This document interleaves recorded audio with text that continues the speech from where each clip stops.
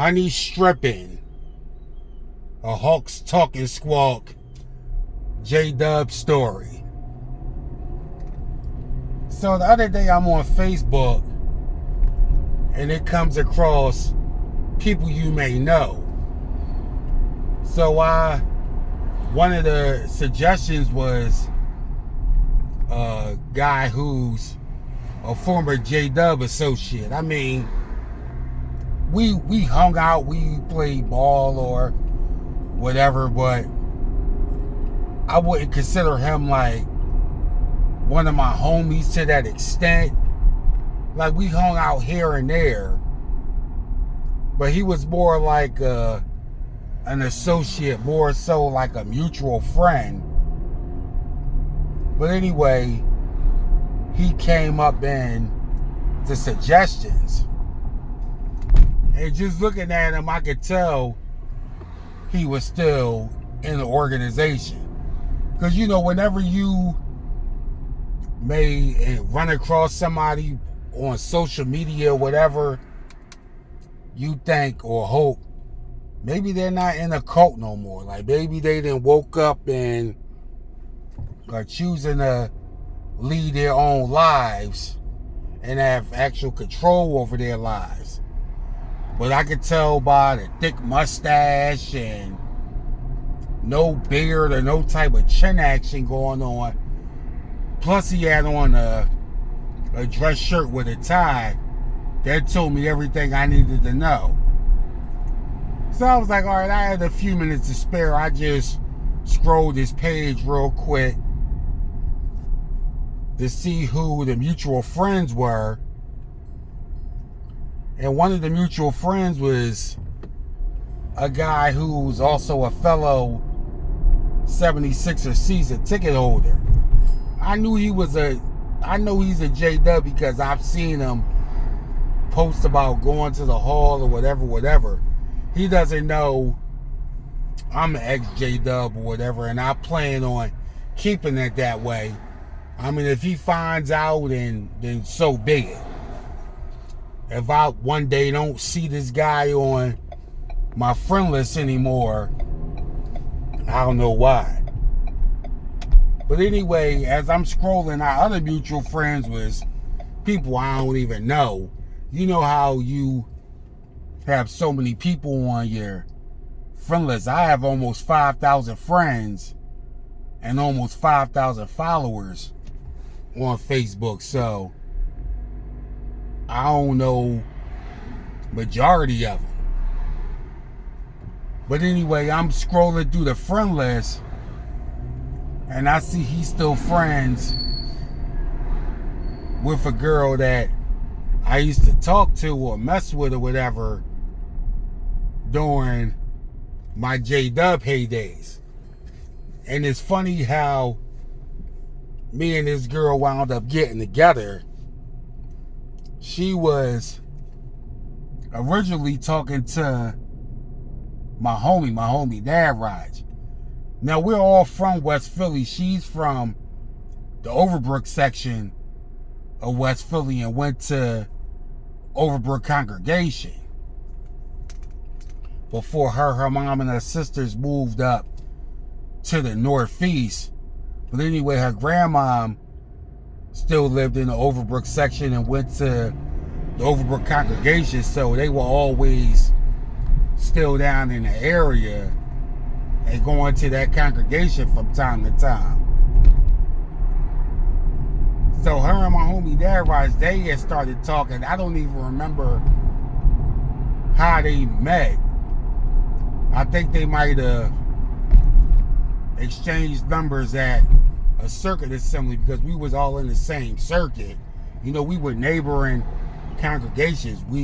West Park and Overbrook always shared the Kingdom Hall. So they must have exchanged numbers at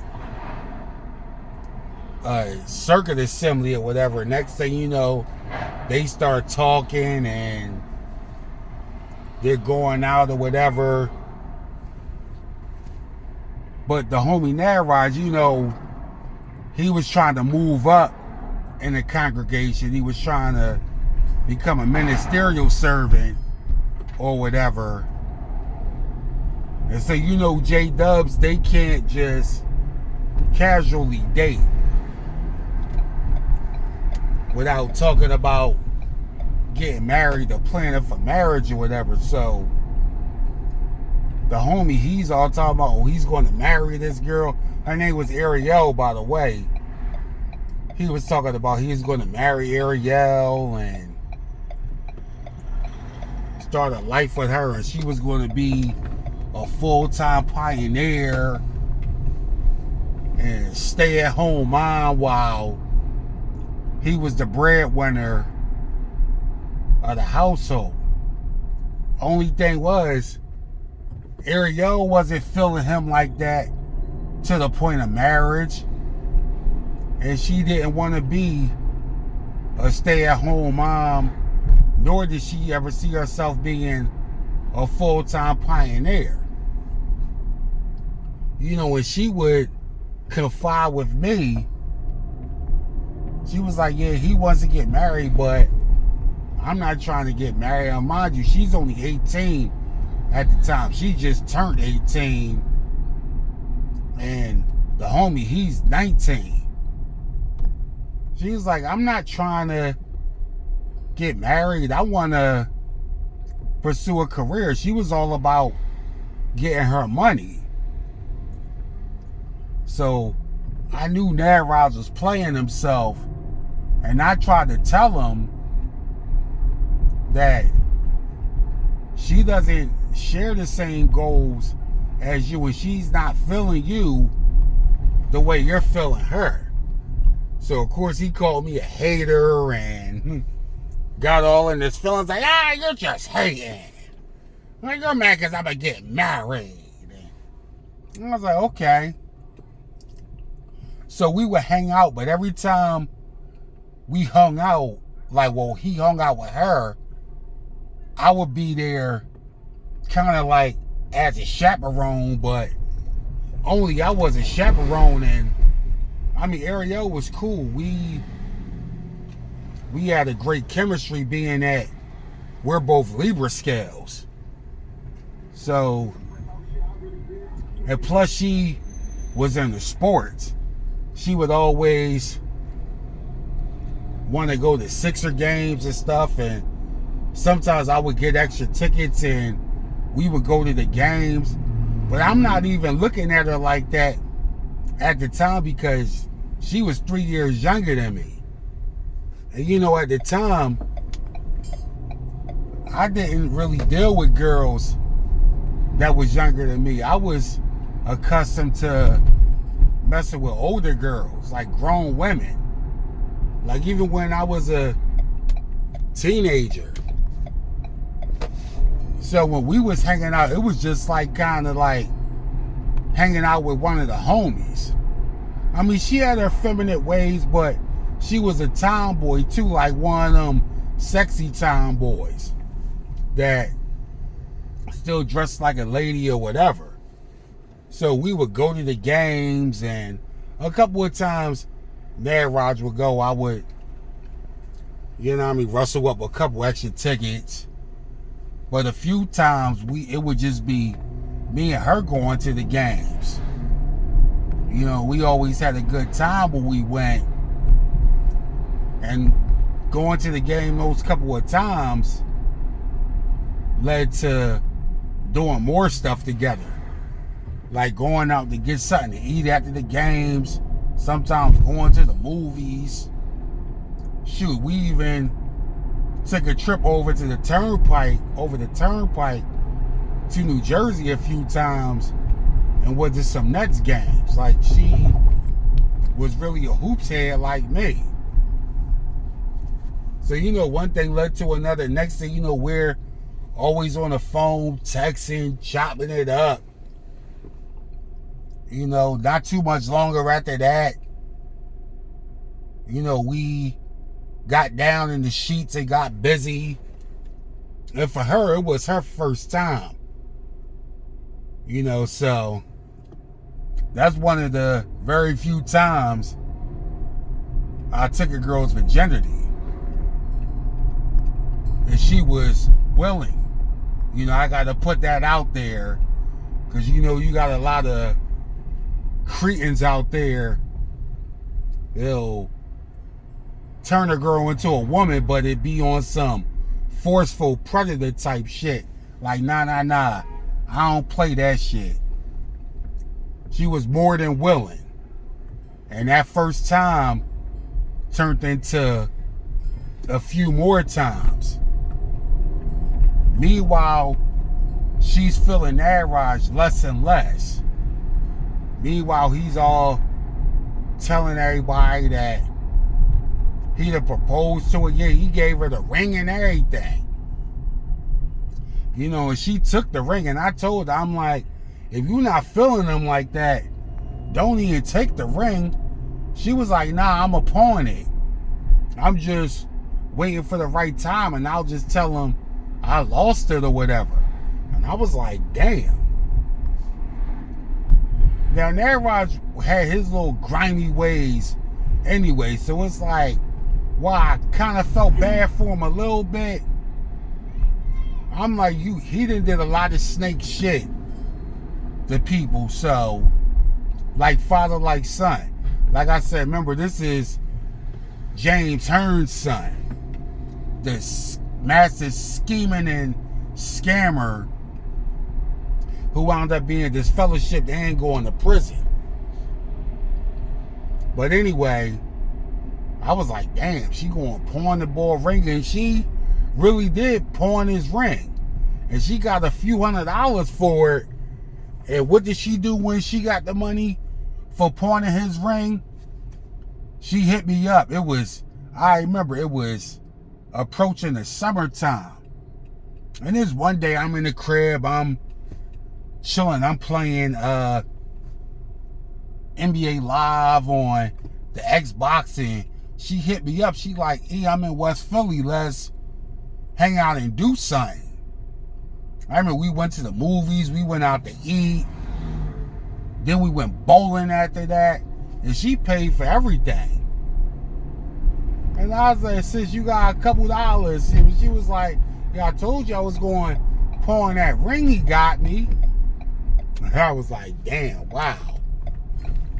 So I don't really remember how she broke it off with him. All I remember was one day he called me crying like a little bitch, all in his feelings. Like, me and Ariel broke up. Because I wasn't really feeling her like that anyway. I got me a new young Joan. And it was like, she was too young anyway. She's not even that spiritual. I wouldn't be surprised if she gets this fellowship. She's probably creeping around with somebody else. So, you know me, I'm on the other end. I'm pretending to be all consoling or whatever. Meanwhile, I'm snickering. And meanwhile, I'm texting my cousin Sheaf. I'm like, yeah, Nadroj's calling me crying because him and Ariel broke up. Of course, he had already told Cuzzo the deal. So, that summer, now this is what happened. Because it's like everything revealed itself that summer.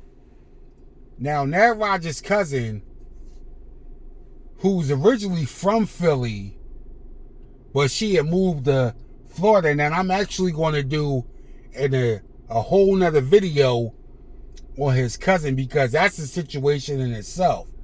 But just to give you a little briefing, long story short, his cousin, Tasha, she had moved back to Philly after living out in Miami the past couple of years. Now, me and his cousin, we had messed around a couple of summers before that. Like I said, again, I'm going to go into that entirety in another video. But right now, I'm just going to say she was already in her feelings, feeling some type of way towards me. So she came back to Philly already on a mission to smear my name. So she knew, like, I met her through Nadroj, so she already knew that we was cool or whatever. So it was one day we was all out. It was like a bunch of different witnesses. We was all out. Trying to remember where we was at. We was either at a bowling alley or a skating ring. Nadroj and my cousin, they was somewhere else. Matter of fact, they had went up to Pittsburgh because they was talking to these two sisters up there that they met through me. And again, this is another video. I mean, this is another topic for another video. So anyway, they was up in Pittsburgh. So they weren't even in Philly. So me and Ariel, we had slid out to the bowling. It was either, I think it was bowling. We had slid out to the bowling alley, and Tasha just happened to be there with some of her friends that she grew up with. And she seen me and Ariel together. Now, she had knew about Nadroj and Ariel because, you know, Nad had told her everything that went down. So they see us, she sees us there, and she goes back telling Nadroj, she was like, yeah, I thought you and Ariel were together and that you and E were real close because I seen them at the bowling alley and they was all hugged up and kissing or whatever. Now, this was before the age of camera phones. And, you know, people weren't always carrying throwaway cameras and Polaroids or whatever. So, there was really no proof. Now, I wasn't ever the type to be out in public hugged up and kissing on some broad. You know, I only started doing that when me and Queen got together. But before that, I never was on that type out in public because I had a few different female friends, so I was always cordial out in public. And anyway, this was a night where Ariel was there, plus I had a couple of my other female friends with me. We was all there that night, and a couple of the other homies. But, you know, Tasha already being in her feelings with running her mouth to Nadroj, something we was all hugged up and whatever, and he's already in his feelings and suspected something because he knew me and Ariel would go to the games or whatever, so he automatically believes what she's telling him. So that summer of 2004, he was already acting like a little bitch, all in his feelings and acting some type of way towards me.